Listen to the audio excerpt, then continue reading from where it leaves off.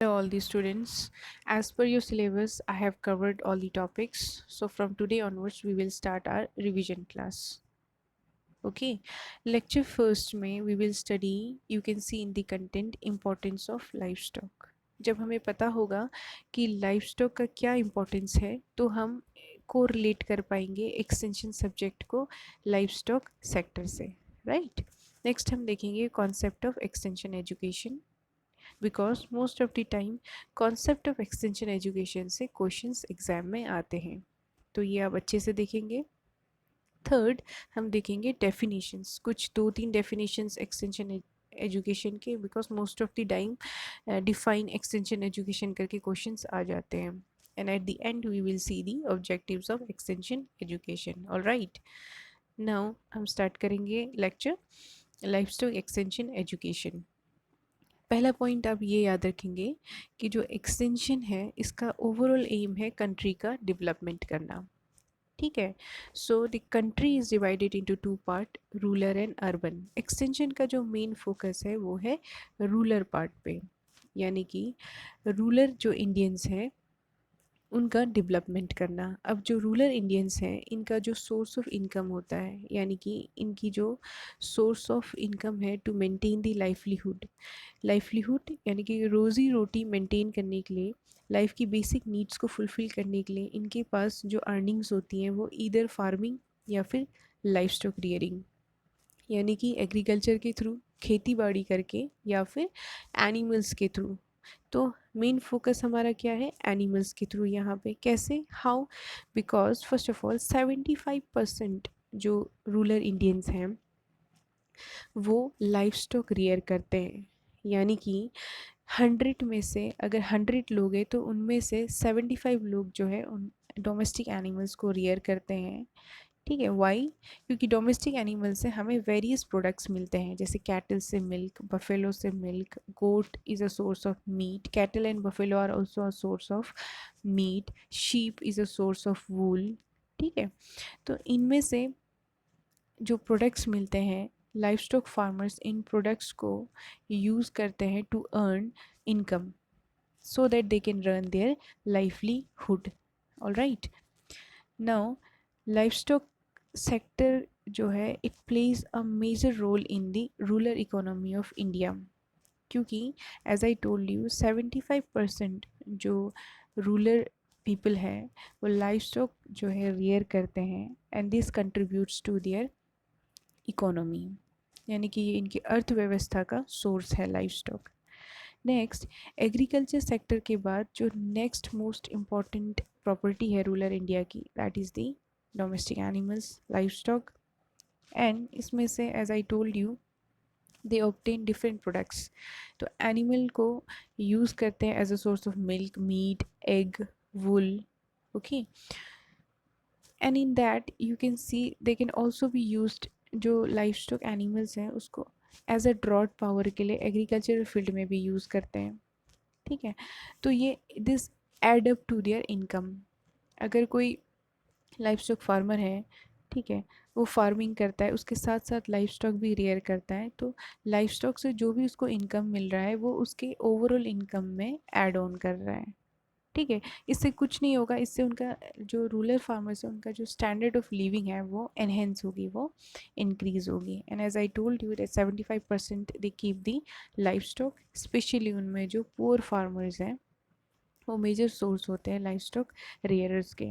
ठीक है, next to more points जो आप देखेंगे वो ये है, importance under the importance of livestock, वो ये है कि semi arid and arid regions में, यानी कि जहाँ पे रेनफॉल बहुत कम होती है वहाँ पे अगर कोई रूरल इंडियन है वो फार्मिंग करना चाहता है तो इट इज़ वेरी डिफ़िकल्ट, क्योंकि रेन, विदाउट रेन जो है फार्मिंग के लिए वाटर जो है बहुत ही इंपॉर्टेंट होता है। तो ऐसे जो एरियाज़ हैं जहाँ पे रेन की कमी है, पानी की कमी है, वहाँ पे जो फार्मर्स हैं instead of farming they use rearing domestic animals as a source of livelihood.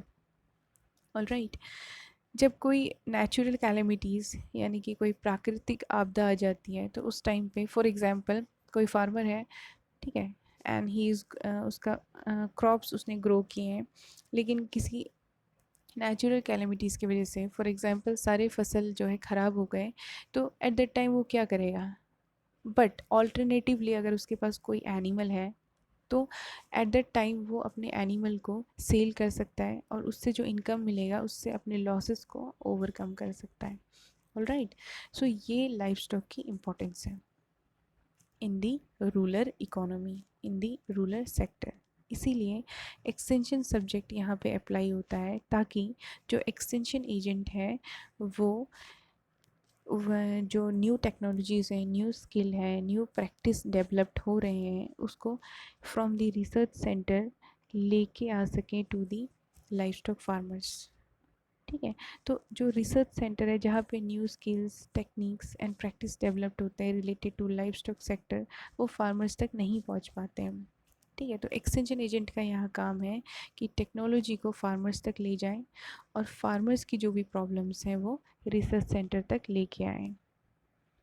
सो आपको समझ आ गया होगा कि एक्सटेंशन का क्या रोल है in the livestock sector.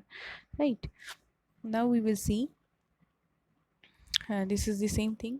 तो अगर आपसे कोई पूछेगा कि लाइफ स्टॉक सेक्टर में एक्सटेंशन एजुकेशन को क्यों अप्लाई किया जाता है, तो आप ये फ्यू पॉइंट्स जो हैं बताएंगे। फर्स्ट ऑफ ऑल, कि जो रूरल इंडियंस हैं they are completely dependent on the 75% जो परसेंटेज जो है वो लाइफ स्टॉक सेक्टर पे डिपेंडेंट है for their livelihood, and they are obtaining different products from the livestock like meat, wool etcetera to earn income.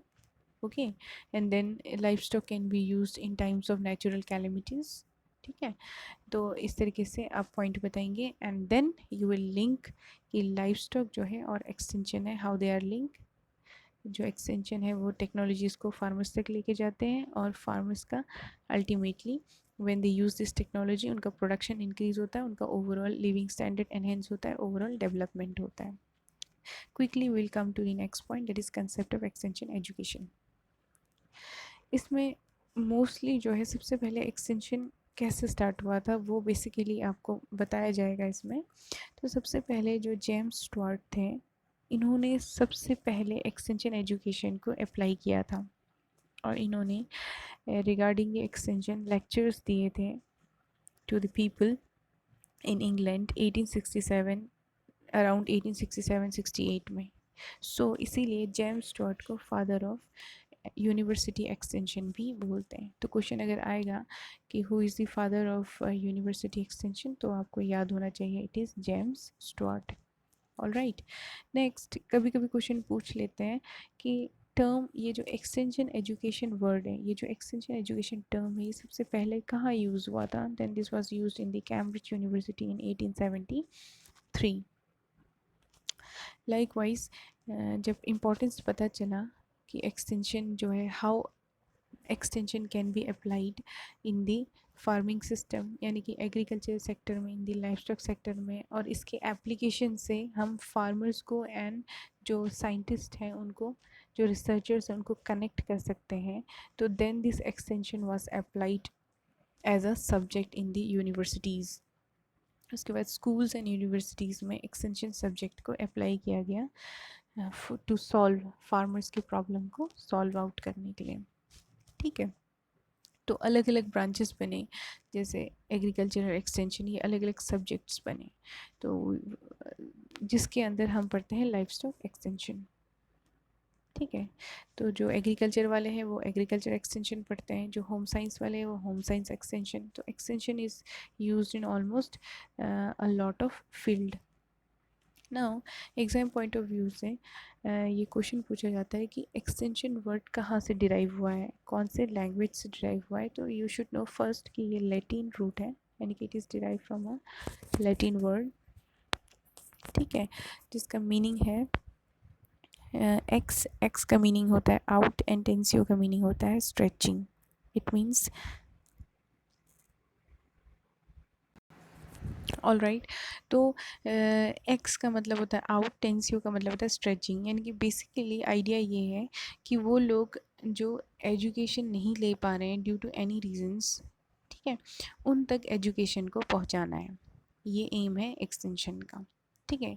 इसीलिए most of the time extension education को out of school education भी बोलते हैं, और ये question भी पूछा जाता है कि आउट ऑफ स्कूल एजुकेशन हम किसको बोलते हैं, एक्सटेंशन एजुकेशन को बोलते हैं। तो ये आपको पता होना चाहिए, ठीक है। अब हम कुछ डेफिनेशंस देखेंगे एक्सटेंशन एजुकेशन के, क्योंकि most of the times definitions पूछे जाते हैं। तो इनमें से कोई भी एक डेफिनेशन हम याद कर लेंगे from the exam point of view. पहला डेफिनेशन जो है वो एनसीए ने दिया था 1976 में, that is given by national commission agriculture. तो एनसीए के अकॉर्डिंग एक्सटेंशन क्या है, ये एक आउट ऑफ स्कूल एजुकेशन है या सर्विस है which is provided to the members, जो कि फार्म फैमिलीज़ को या अदर्स को जो डायरेक्टली इनडायरेक्टली फार्म प्रोडक्शन में जो है एंगेज होंगे, सो दैट हम उनको एनेबल कर पाएँ कि वो न्यू, यानी कि इन शॉर्ट इसके अकॉर्डिंग डेफिनेशन ये है कि एक्सटेंशन जो है उन लोगों को एजुकेशन प्रोवाइड करना जो कि जो कि इससे डायरेक्टली इनडायरेक्टली कनेक्टेड है फार्म से, यानी कि एनिमल रियरिंग से डायरेक्टली इनडायरेक्टली कनेक्टेड है या एग्रीकल्चर से कनेक्टेड है, ताकि उनको कुछ ऐसी प्रैक्टिसेस, ऐसे न्यू आइडियाज़ दे सकें जिससे कि उनकी जो फार्म प्रैक्टिस है वो और एनहेंस हो जाए। So you can define this as an out of school education and services for the members of the farm family and others directly और indirectly engage in the farm production to enable them to adopt improve practices in production management conservation and marketing, ठीक है। तो production जिससे ऐसी technology उनको बताए जिससे उनका प्रोडक्शन भी इंक्रीज़ हो, मैनेजमेंट अच्छा हो, ठीक है, एंड मार्केटिंग भी जो वो सीख जाए, ठीक है। नेक्स्ट डेफिनेशन जो है, जो कि वेंडर बेन एंड हॉकिंस ने 1996 में दिया था, it is exchange involves the conscious use of communication of information to help people to form sound opinions and make good decisions. यानी कि एक्सटेंशन का जो एम ये कहता है कि एक्सटेंशन का ये एम है कि लोगों तक हम ऐसे इंफॉर्मेशंस दें, गुड इंफॉर्मेशंस प्रोवाइड करें, जिससे कि वो चाहे लाइव स्टॉक फार्मर्स हो या एग्रीकल्चर फार्मर्स हो, वो इस इंफॉर्मेशंस का अप्लाई करें एंड उसके अकॉर्डिंग एक गुड डिसीजन ले सकें, ठीक है। फॉर एग्जांपल मिल्किंग मशीन, ठीक है, पहले मिल्किंग मशीन नहीं थी तो हैंड से मिल्किंग करते थे। तो उसमें क्या था कि जब मिल्किंग मशीन आ गई इन द कमर्शियल फार्म, तो वो शॉर्ट टाइम पे लार्ज नंबर ऑफ मिल्क को they can derive large number of milk from the animal, ठीक है। तो मिल्किंग मशीन एक टेक्नोलॉजी है, ऐसे ही बहुत से चैफ कटर हैं, अलग अलग टेक्निक्स आई हैं जो कि which helps the farmers in enhancing the their production.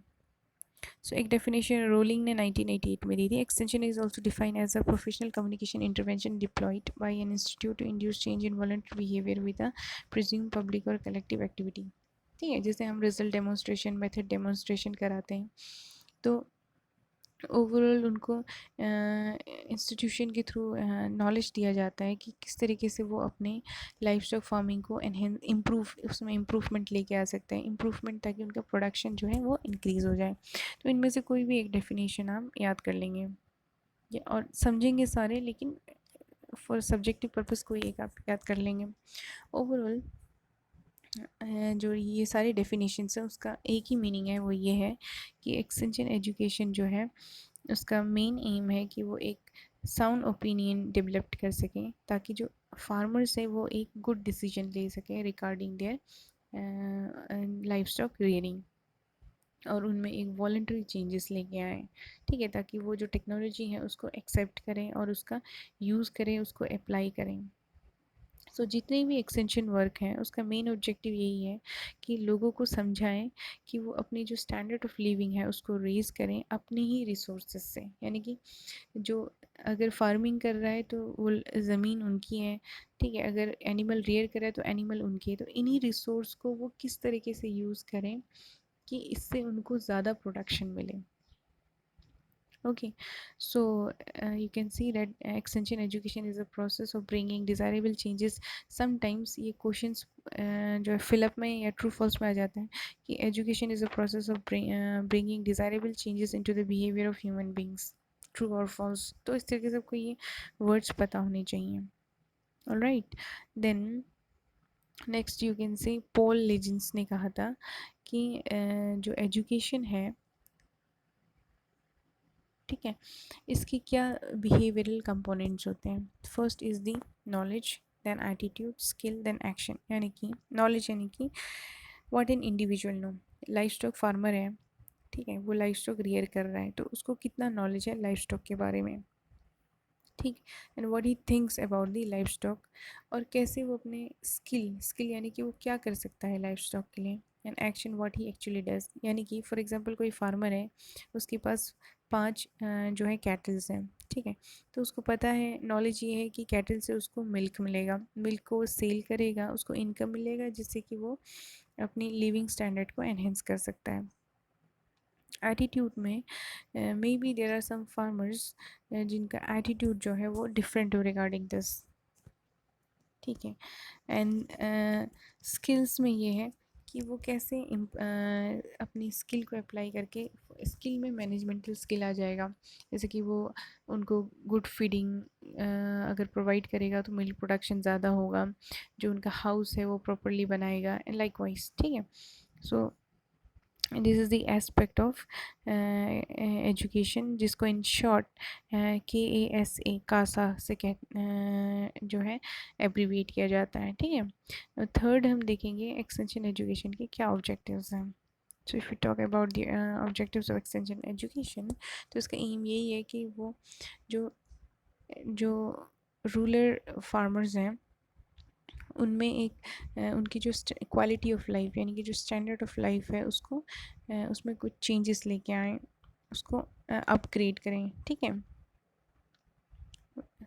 By bringing changes in their attitude, knowledge, skill and resources. यानी कि उनकी जो नॉलेज है रिगार्डिंग दी लाइफ स्टॉक वो एनहेंस करें, उनका जो एटीट्यूड है उसको पॉजिटिव बनाएं, positive in the sense negative attitude नहीं होना चाहिए। पॉजिटिव एटीट्यूड अगर होगा कि लाइफ स्टॉक से they can earn a lot, या positive attitude regarding accepting any technology, उनको स्किल प्रोवाइड किया जाए, ट्रेनिंग प्रोवाइड किया जाए कि किस तरीके से आप जो है प्रोडक्शन एनहेंस कर सकते हैं, स्किल लाइक, ठीक है, और उनको रिसोर्सेज प्रोवाइड किया जाए। सो ऑब्जेक्टिव इज, अगर आपसे एक ऑब्जेक्टिव पूछा जाएगा तो you can write this points that bringing about a desirable change in the knowledge, attitude and skill, assisting life stock farmers, ठीक है, उनको हेल्प किया जाए ताकि उन्हें रियलाइज़ हो कि एक्चुअली उनकी नीड क्या है और एक्चुअल में उनका प्रॉब्लम क्या है। उनके अंदर एक लीडरशिप डेवलप किया जाए ताकि वो खुद तो टेक्नोलॉजी एक्सेप्ट करे ही, mobilise people and their resources, ठीक है, खुद जो है और लोगों को भी वो मोटिवेट करे कि वो टेक्नोलॉजी को एक्सेप्ट करे, जिससे कि उनका प्रोडक्शन एनहेंस होगा। ऑल्सो उनको प्रोवाइड किया जाए न्यू न्यू टेक्नोलॉजीज़ के बारे में, या न्यू न्यू जो एप्लीकेशंस है उसके बारे में नॉलेज, ठीक है। तो इस लेक्चर का इन शॉर्ट यही है कि लाइफ स्टॉक सेक्टर का बहुत ही इम्पोर्टेंट रोल है इन दी रूरल, जो रूरल एरिया है वहाँ पर, क्योंकि जो रूरल एरिया के लोग हैं वो लाइफ स्टॉक रियर करते हैं फॉर देयर लाइवलीहुड, अपनी रोज़ी रोटी के लिए उनका जो सोर्स ऑफ इनकम है वो लाइफ स्टॉक के थ्रू है, ठीक है। इसलिए बेसिकली एक्सटेंशन एजेंट का फंक्शन ये है कि वो नई प्रैक्टिस, नई टेक्नोलॉजीज़ को फार्मर्स तक पहुँचाए, और फार्मर्स को मोटिवेट करें, उनके जो एटीट्यूड है उनको चेंज करें, उनके बिहेवियर में चेंज लेके आए, so that they can accept this things.